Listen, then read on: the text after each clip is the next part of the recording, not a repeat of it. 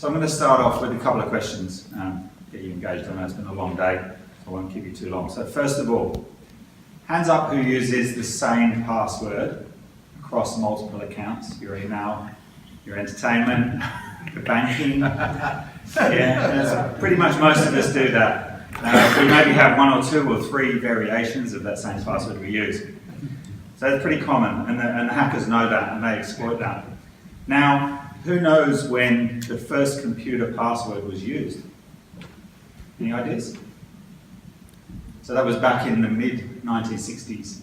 Think about it, 1964, MIT's computer time-sharing system, when they first created username and password. So clearly this ancient method of authentication isn't working anymore. Can we go forward? We see that data is becoming quickly the most valuable byproduct of the modern digital world. And with digitization growing unabated through consumerization and the Internet of Things, this is resulting in a paradox that on one hand, we need to be secure with this valuable data, but on the other hand, we have to deliver open access to drive greater customer experience and better business outcomes. And username and password was not built for this modern digital world. If we can go forward. Most organisations approach the storage of sensitive information by centralising it in their network and building layer upon layer of technology to protect it. This centralisation of data, the hackers term this the honeypot. This is what drives their motivation. In the dark web, you may see a bulletin board ad for 20,000 credit cards, and it's game on. They're out there trying to steal that information from anyone's corporate network to sell it to the guys in the dark web, or even exploit the individuals that were compromised. This behaviour and this motivation and reward is actually increasing your security risk. And because you have to put these layers of complexity around trying to protect that information, it increases your operational cost, it increases your headcount. Now if we can go forward, I'll try and give you a little bit of perspective with regards to the smart campus. So what this means to your organisation is you have a huge people traffic volume. It's enormous. The number of permanent staff, long-term students, researchers going through your campus, and the part-time students, the guests moving through your premise. And they all want to have ubiquitous access to services while they're moving through your organisation. That is driving the demand for open access. But it's also increasing your risk and driving your cost and complexity up. You can go forward. So a quick touch on the global data breach notifications. I did a bit of research around the world. The US was leading legislation, has had legislation for a long time. Did you know that there was an increase of 40% data breach notifications just last year on the year before? So again, clearly, these ancient systems that we're using aren't working, and these layers of complexity aren't working either. In Australia, it will become law from the 1st of Jan. The GDPR is a really important one. Does anyone know what the GDPR is? Okay, it's the General Data Protection Regulation in the EU. It will come into effect May next year. If any organisation has any operation in Europe, they are bound by this. And the result is that if you have a data breach, then you will be forced to do revenue sharing with the individuals that were affected negatively by the compromise of their information. That can have a serious impact on your bottom line. So that's not just if you're based in the EU, it's even if you have any operations there. Latin America has been fairly inconsistent, but last year we saw AT&T get fined 25 million US for a breach of customer data from their customer support centres in Mexico, Colombia and the Philippines. So that's significantly becoming more of an issue. And in Asia Pacific, they've been a bit slower to take up legislation. In 2005, APEC put forward the privacy framework. That has driven a number of countries to collaborate and define some significant data protection laws. In Indonesia, they've not gone down that path, they've actually gone down the path of saying that they have a locality regulation which says the data cannot leave the shore. So they can't use international cloud services for their critical data. We can go forward. So Haventec solves this problem for you. Our value proposition is that we will help you remove the most significant risk from your organisation, and that is the central storage of this critical data. The way we do that is through technology, international patented technology, that enables us to decentralise it. We can eliminate it from your network using advanced cryptography and rolling keys.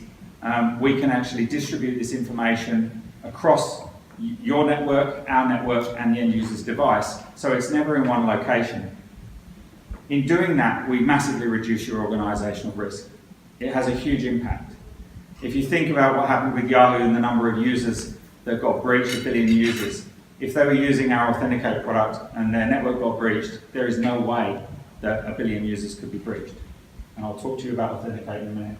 Now, our technology is driving simplification. By eliminating this information from your network, we're allowing you to remove the layers of complexity and drive down the cost of your operation, and ultimately drive down your IT headcount of operation as well. Now we have 3 products in market. Haventec Authenticate is the first truly passwordless authentication.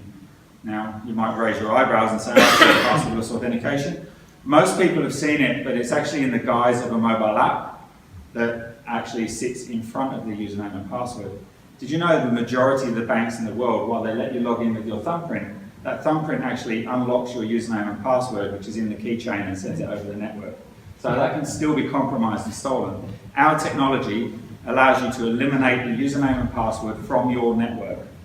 We do this by atomizing the user identity and rebuilding it on the fly when they want to authenticate.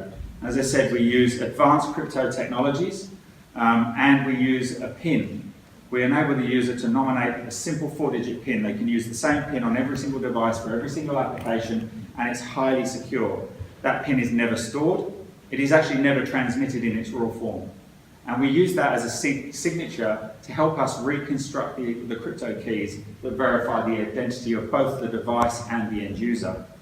And after we've verified them, we throw everything away and we regenerate new keys. So this security environment is constantly evolving and changing for the end user and for the organisation. Now, if a hacker wants to try and steal one account, they have to breach 3 separate locations simultaneously, including the end user's device, our network and your network, to bring together this information within a time frame before we change the keys. It is almost impossible.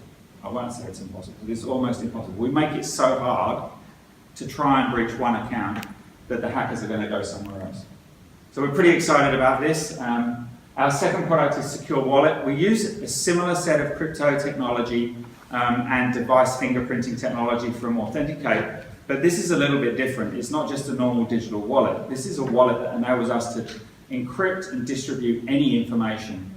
We've built our first product for PCI, so if you're taking electronic payments in your environment, we help you eliminate for online payments. We give a single-click payment solution to the end user that's easy, where you have no handling of the PCI information at all. We can do offline wallets, which allow you to do batch, recurring, reversals, refunds. So we cover the whole gamut of financial transactions with both online and offline transactions. That's our PCI product that we're launching now. The next product we're launching is into the health industry. We're looking at HIPAA and personal health information protection, and how we can help organisations decentralise that personal health data so it's off the network and they don't have the risk of actually holding that themselves.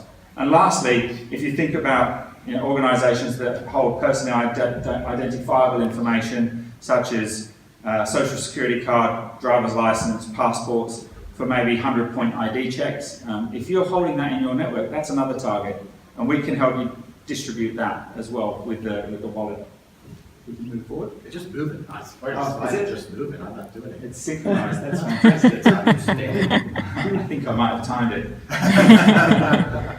The third product, Haventec Blockchain Platinum. This is a pretty exciting product that we're going to launch on the market at the end of this year. It's currently in prototype phase. We've strengthened the blockchain. We've looked at the blockchain and actually hardened it. One of the weaknesses with blockchain is the public-private key that protects the wallet can be hijacked. And if they hijack the wallet, they can effectively play a man-in-the-middle attack on your blockchain and post fake transactions. This happened in the fraud incident in India, where millions of dollars were stolen through a man-in-the-middle attack on blockchain. Now, we've applied our crypto technology, and using machine signatures, we deconstruct the keys, and the only way that they can be reconstructed is if the wallet is actually being transacted from the correct machine. So that stops someone from cloning, copying, hijacking your wallet and starting posting fake transactions on the blockchain. We then put a new app on top of it, and we talk about BitToken rather than Bitcoin. Bitcoin's an application, but BitToken is the underlying system that allows us to transfer things of value from one person to another. So we've built a BitToken system that does adaptive device identity. So we're able to transmit machine signatures, IP addresses, crypto keys that enable you, public keys that enable you to decrypt the messages from the machine. And we effectively ping this information from machine to machine automatically on the network. And that helps us build up a distributed ledger of trust on the network. Ultimately, that will transform how we manage device certificates for Internet of Things, even VPNs for organizations, how they connect. We're working with a bunch of partners around the world. Ant Technologies is our strategic partner. We're pretty proud to announce this week that AMP is launching a new release of their core portal, and that incorporates a high security feature, which includes the Haventec Authenticate platform. So Neil from AMP has recognised that how he protects that data is going to be critical for his business success going forward, and he's made a strategic partnership with us. He's also looking at incorporating the blockchain product later in the year once we release that. Alpha Payments is our strategic financial payment organisation. They're a global payment integration hub. They offer one of the most advanced payment integration platforms in the world. We offer our services, both Authenticate and Wallet, as a simple solution that can be plugged into their APIs. So you can come and consume our services very easy. Macquarie Bank is a shareholder, and we're working with them on a number of opportunities. Fastlane is our integration partner in Australia, and Nuix is our security partner. They're actually a sister company of ours. The CISO of Nuix recently joined Haventec as the acting CISO, Chris Poe. So that's Haventec.